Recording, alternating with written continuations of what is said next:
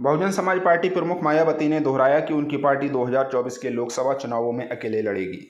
लखनऊ में उत्तर प्रदेश और उत्तराखंड के वरिष्ठ पार्टी कार्यकर्ताओं को संबोधित करते हुए मायावती ने उन्हें फर्जी समाचार के बारे में सतर्क रहने के लिए भी कहा। उन्होंने अमेठी में संजय गांधी अस्पताल के लाइसेंस के निलंबन पर सवाल उठाया, जो एक ट्रस्ट द्वारा संचालित है, जिसमें कांग्रेस के वरिष्ठ नेता सदस्य हैं। रामपुर के जौहर विश्वविद्यालय को लेकर भी सरकार पर निशाना साधा। ये पहली बार नहीं है कि मायावती आजम खान का समर्थन करती नजर आई हैं। इससे पहले भी आजम खान जब जेल में थे तब भी बसपा प्रमुख ने खान को निशाना बनाने के लिए भाजपा सरकार की आलोचना की थी। मायावती ने बसपा कार्यकर्ताओं से कहा कि जिस तरह से अत्यधिक बुलडोजर कार्रवाई कर पूरे परिवार को परेशान किया गया है, इसी तरह जिस व्यक्ति को दोषी नहीं ठहराया गया है उसके शैक्षणिक संस्थान को निशाना बनाया गया है और अब अस्पतालों को भी बंद किया जा रहा है। ये अत्याधुनिक जनविरोधी कदम है और आम आदमी पर प्रतिकूल प्रभाव डाल रहे हैं। लोगों की नज़र में ऐसे कार्रवाई पूरी तरह से अनावश्यक है। उन्होंने बीजेपी और कांग्रेस दोनों पर निशाना साधा।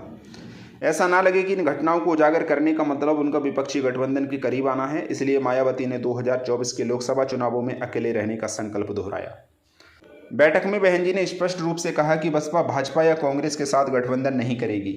उनकी बैठक के बाद जारी पार्टी के बयान के मुताबिक बसपा प्रमुख ने कहा कि निर्गुण रहते हुए बसपा अपनी ताकत पर काम करते हुए आगे बढ़ेगी।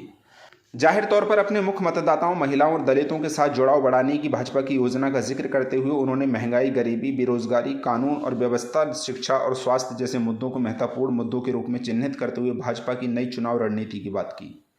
उन्होंने बैठक में कहा, जब जनहित के मामलों की बात आती है तो भाजपा और कांग्रेस दोनों एक ही हैं।